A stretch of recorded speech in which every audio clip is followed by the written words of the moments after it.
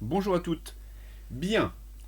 Alors, hier, nous avons vu l'intérêt du calcul du déterminant, indépendamment du repère dans lequel nous nous situons. Aujourd'hui, dans ce paragraphe 8 de notre série La géométrie analytique, eh bien, nous allons voir l'intérêt d'un repère orthonormé. L'intérêt d'un repère orthonormé. C'est-à-dire que tout ce que nous allons faire là n'est valable que dans un repère orthonormé. Alors la première chose que nous avons vue, mais j'aime bien le répéter de temps en temps, c'est donc le calcul de la distance entre deux points A et B. J'ai un repère ici qui est orthonormé, donc ça signifie que l'axe des abscisses et l'axe des ordonnées sont perpendiculaires, et ça signifie qu'on a la même unité, c'est-à-dire que le vecteur I et le vecteur J qui nous servent de base ont comme norme, en fait, leur mesure est 1. Voilà. Alors ça peut être 2, mais enfin ils ont la même mesure. C'est surtout ça qui est très important. Ainsi, dans l'unité dans laquelle sont exprimées la mesure la norme du vecteur I et la norme du vecteur J, eh bien, nous allons calculer la norme de notre vecteur AB,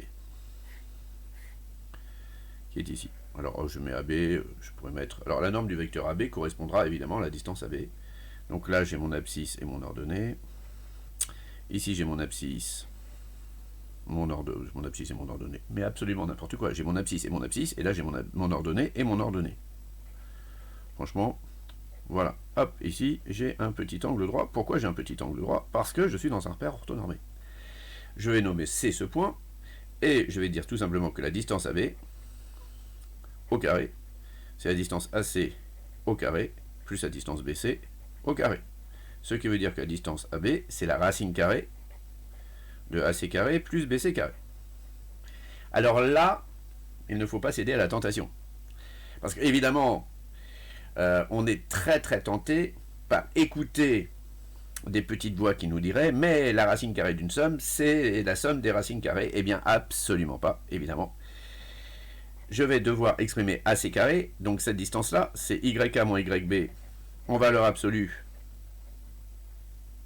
élevé au carré. Pourquoi en valeur absolue? Parce que je ne sais pas si c'est YK qui est au-dessus de YB ou YB qui est au-dessus de YK, et donc en mettant une valeur absolue, ça m'assure que je parle bien de la distance AC, que j'élève au carré. Mais en fait, cette valeur absolue élevée au carré, c'est exactement la même chose que YK moins YB, la différence élevée au carré, parce que quoi qu'il arrive, le résultat sera positif. Ensuite, j'ajoute la distance BC au carré, qui est Y BC Y. Mais franchement, aujourd'hui, je veux y coller des ordonnées. Sur cet axe, XA moins XB élevé au carré aussi, qui sera exactement la même chose que XA moins XB élevé au carré. Et comme ici, je dois rajouter bien sûr le radical. Et voilà. Donc ça, c'est connu. On est capable de le faire dès la classe de quatrième sans passer par les vecteurs, mais en passant uniquement par les coordonnées des points dans un repère. Voilà, c'est quelque chose que vous connaissez. L'intérêt d'être dans un repère orthonormé, c'est qu'on peut facilement calculer les distances. Voilà. Tout simplement, on a notre distance AB. Et cette distance AB, évidemment, elle correspond à la norme du vecteur AB. Hop. Première chose. Ça, c'est la première chose. Mais la deuxième chose qui est très intéressante et sur quoi je vais m'attarder un petit peu aujourd'hui, c'est qu'effectivement, nous avons une condition de collinéarité. Nous avons une condition de collinéarité de nos vecteurs dans le plan. Nous n'avons pas de condition d'orthogonalité alors que nous avons le théorème de Pythagore. Donc c'est un peu étrange, et justement, nous allons revenir sur une figure qui était assez emblématique du début de ce cours avec mon vecteur U ici et mon vecteur V ici, et ce vecteur-là, qui est le vecteur U-V. On est bien d'accord. Ça, si vous ne l'avez pas mémorisé, il faut que je mette la flèche, évidemment. Parce que vous allez me dire U-V, pourquoi c'est pas V-U? Absolument, la flèche dans ce sens-là. Ça, c'est mon vecteur U-V. Si jamais je suis en mesure de dire que ces vecteurs sont orthogonaux, ici, eh bien, je vais pouvoir, dans un repère orthonormé, calculer donc les distances et revérifier Pythagore. Quelle serait la condition pour que, ici, il y ait un angle droit? Une condition nécessaire et suffisante, bien sûr, une équivalence. Alors, comment va-t-on procéder? Eh bien, on va supposer que les coordonnées de U sont x, y.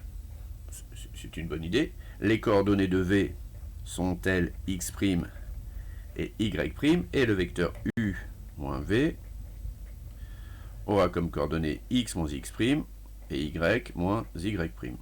Est-ce que vous êtes toutes d'accord avec ça? Évidemment. Maintenant, qu'est-ce que je vais pouvoir écrire? Compte tenu du fait que je suis dans un repère orthonormé, je vais pouvoir écrire le théorème de Pythagore et dire que la norme de U au carré plus la norme de V au carré va être égale à la norme de U moins V au carré. Alors, la norme de U moins V au carré, ça me fait x moins x'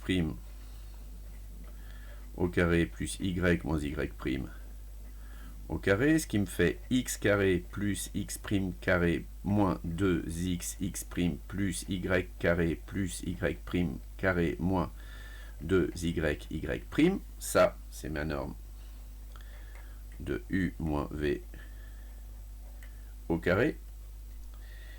Ma norme de U au carré plus ma norme de V au carré vont me donner x carré plus y carré et x' carré plus y' carré.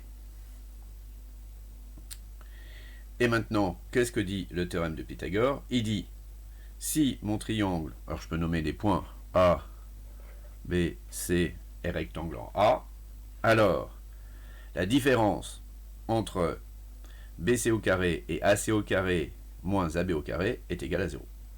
Donc ABC rectangle en A équivaut à BC carré moins AB carré moins AC carré est égal à 0. Je retranscris cette propriété en remplaçant les protagonistes par ce qu'ils sont. J'aurai donc x carré plus x' carré moins 2xx' plus y carré plus y' carré moins 2y', moins x carré moins y carré moins x' carré moins y' carré qui est égal à 0. Il y a évidemment un ménage qui s'effectue. Je vais mettre moins 2 en facteur ici, facteur de xx' plus y' qui est égal à 0. Or, d'après le théorème du produit nul, moins 2 ne peut pas être nul, donc ça équivaut à dire que xx' plus y' est égal à 0. Et voilà notre condition d'orthogonalité, de deux vecteurs dans un repère orthonormé, je le répète. Si deux vecteurs ont les coordonnées qui vérifient cette relation, alors ils sont orthogonaux. Voilà. On reverra ça d'une autre façon l'année prochaine, avec une autre approche, qui sera toujours une approche pythagoricienne, évidemment, mais qui sera un petit peu différente de celle-ci.